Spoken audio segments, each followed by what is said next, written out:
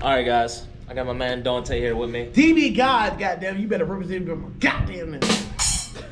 He's one of the funniest dudes I know. Met him about a year ago out in Old Town. Met him because he was being funny. Anyways, he's a very inspiring person. I watched his growth from back then to now, and his numbers just rose crazy. So like whenever I met him, he was at 13K on Instagram, and then he was at 4K on YouTube. Now we come to present day, he's at 118 on Instagram, and he's at 84.4. 85. He just said 85. Yesterday he was at 84. See the growth. It's happening. This dude's funny. But anyways, I just want you guys to get to know him a little bit. I'm gonna ask a couple questions, like so you can see like how he came along his journey and how he got to where he is today.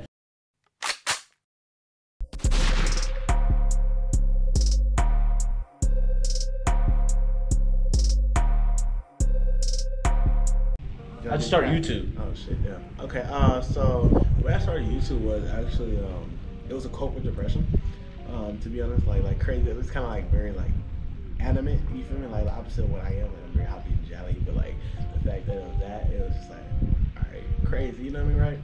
So the reason I started YouTube was because I ended up leaving football. So like I was getting ready to transfer and shit like that, and like just, you know, like transfer go play a different college. You know, who cares? When I actually go to transfer to ASU, you know what I mean? But like what ended up happening was we had got a whole new coaching switch. So like our coach Rich got fired, and then Kevin Sumlin was rehired and shit like that. He cleared up all of our old staff, which was there and shit like that, and then brought in his staff. So the reason for me leaving was like he kind of screwed up my season and shit, and I like played a little bit, but I redshirted my freshman year, so I could play the rest of my 4 years as a sophomore redshirt. So like how that ended up happening was he kind of like screwed up my whole like rhythm with all the coaches I had and like all the work I had did before previously and shit. Kind of like wiped that away with bringing in the new coaches, and they started favoritisms and all that kind of how that shit go. Yeah. Blah blah. Y'all know how that goes too. You in football. So I went through that shit, and then I just had enough to where I was like, I'm gonna go, I'm gonna play somewhere else, or I'm gonna do something else, you know what I mean? Like, who cares? So what happened with that was like, when I left, they had like kind of treated you like shit. Like a lot of people don't know the back streets of football, but like when I had like decided to transfer and shit, like they just kicked me. It's like, yo, next day you can't be here, you can't work out here with the team no more. So you could be go to transfer injuries or prolonged injuries or something, but like everything else you can't be. They can't do that. I'm like, all right, bro, what the fuck? Like, I gave you like my body for the last year and a half. You feel me? Like, I would deserve some respect around here. I would think. So like it was like that kind of like took a toll on you, that they just kind of like washed you away, like you washed up. Once you're not there anymore, kind of like used up. So I was like, all right, like, and I only had 2 more months of school left. So like I'm trying to figure out after I'm done with football season, I decided to leave. Like, what the hell I'm gonna do? Like what's gonna go to next, and this and that. So it was more like to cope with depression and like to like get my head out of like the gutter of where I was. Was it difficult starting YouTube? To be honest, it wasn't. No, I genuinely say it wasn't. The difficult part was getting equipment, but the starting, it wasn't, to be honest, hard at all. It was just like when I ended up leaving football to like try to like do YouTube. I had my first video was actually a vlog. I still have that up to this day, just so like I have it. So where it's starting from where I can say, okay, this is the first day I officially like started YouTube and put out a video and said, fuck it, like I'm gonna do something. You know what I mean? So it was a vlog, but it wasn't even an interview or anything like that. It was just like something with me just going travel with my friends to Mount Lemon up in Tucson and stuff like that, to go like do something. You know what I mean? Like make something for a vlog so I can have a video out there. Just so they know there's a channel to subscribe to, that there's a person linked to. When I tell somebody to go subscribe, that's where they go, you know what I mean? So it's like, all right, bet. Like it wasn't that hard to do that, because like I just filmed with like not GoPro, but like Canon regular, just regular cameras. Take it on the go, just do your thing. So my good friends to this day and everything, his name is Jet Li. Just his name. Like Jet Li? Yeah, Jet Home. Okay. Yeah, Jet Home. You feel me? Love you, motherfucker. But he ended up like helping me film my very first like ever YouTube video. So after that, he's kind of like just been up from there. He's always helped me a little bit. And I met my best friend Goofy a few weeks after that, which is Marcel and stuff like that. He ended up being the person that we all like, me and him linked, and like kicked it off and really started doing YouTube with. So with him, like starting everything wasn't actually that hard. It was just the equipment part. But like we had some equipment, so it was like, okay, we have like a starting point, But a lot of people use their camera. Like, I used my camera for the first 30, 40 videos in my fucking channel before I finally got an actual legitimate camera and shit. So it's like, okay. You see, I'm just thugging it out with the GoPro right now, so. Hey, you doing a little better than I was doing, bro. I'll tell you that, bro. I had this iPhone right here, and Uh-huh. it wasn't even this one. It was more like the fucking 8. Okay. You feel me? So I'm trying to use that to film some damn videos. I got a whole ass of wish list, Mike, and some other wish list equipment for you. So y'all came from the gut. I'll tell you that. How did you find your niche? Okay, so the easiest way was like I just like being funny. Like, I was a funny person. I knew that anything I kind of do, I'm gonna be good at. Like, you know, because just a personality thing that carries. It carries everything. You feel me? So like, depending on the person, like, it's gonna be your personality that carries you, you know, regardless. So like, I kind of like found my niche by like watching videos of how I can watch. So like, I watch just Costello, like Jack Manley, people like that. And, like, who else? Like freaking.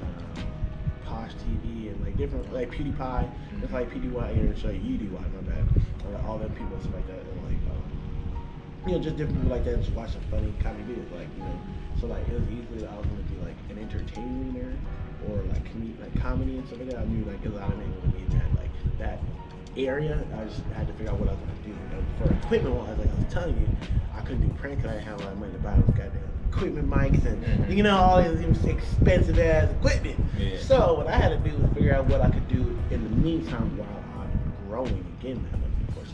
So I was like, interviews were the easiest thing because everybody does them.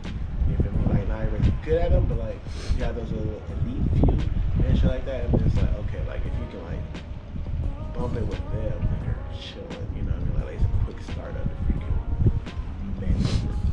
You know, so like that was one of the easiest ways for me to like figure out my niche because I was like, all right, I'm funny, or I watch these ones and like, I want to do this. Fuck it, like, okay, let's figure out what I can do right now with equipment, money wise, and then later on grab and do what I want to do.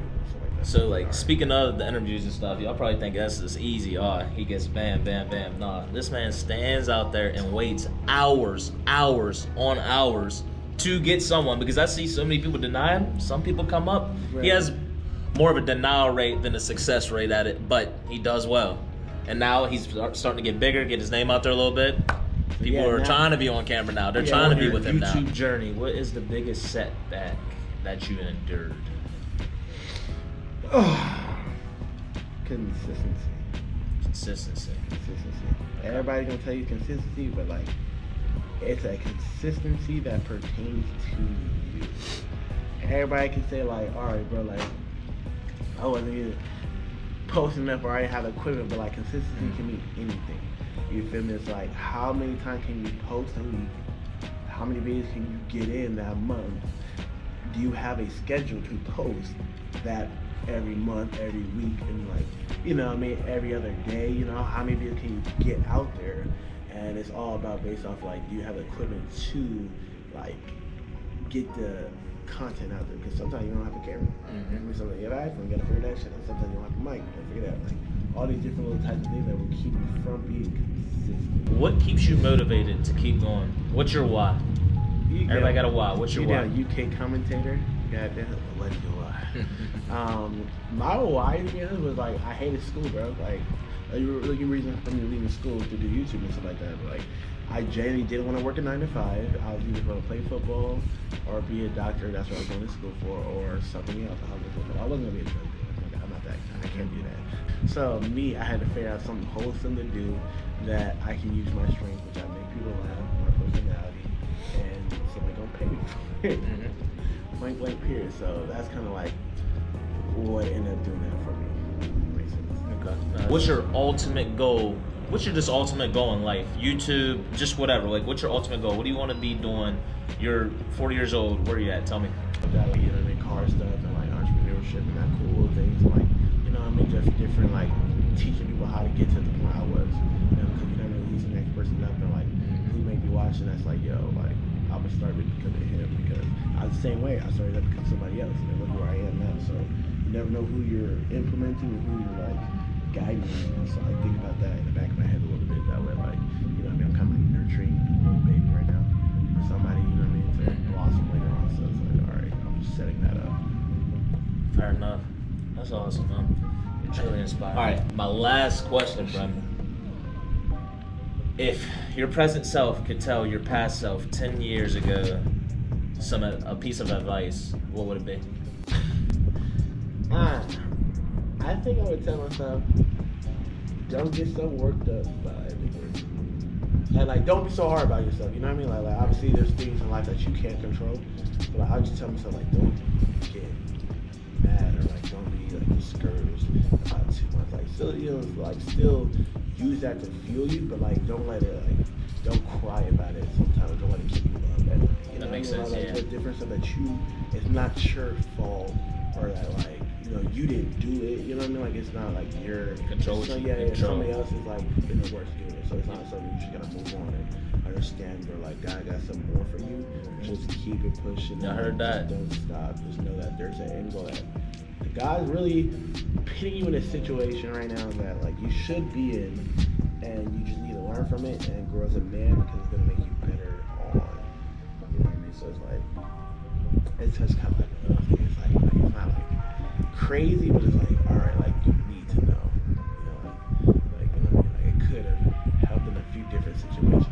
You know what I mean? So it's like all right. Yeah, that's about it. Don't cry about spilled milk, bro. Don't cry about spilled milk. Drops the mic. I appreciate you and your time doing this interview. It's awesome. I'm trying to be professional right now, but it's not working. But anyways, hey, no, this is a great dude. I need y'all to follow his channel. This is Dbgod.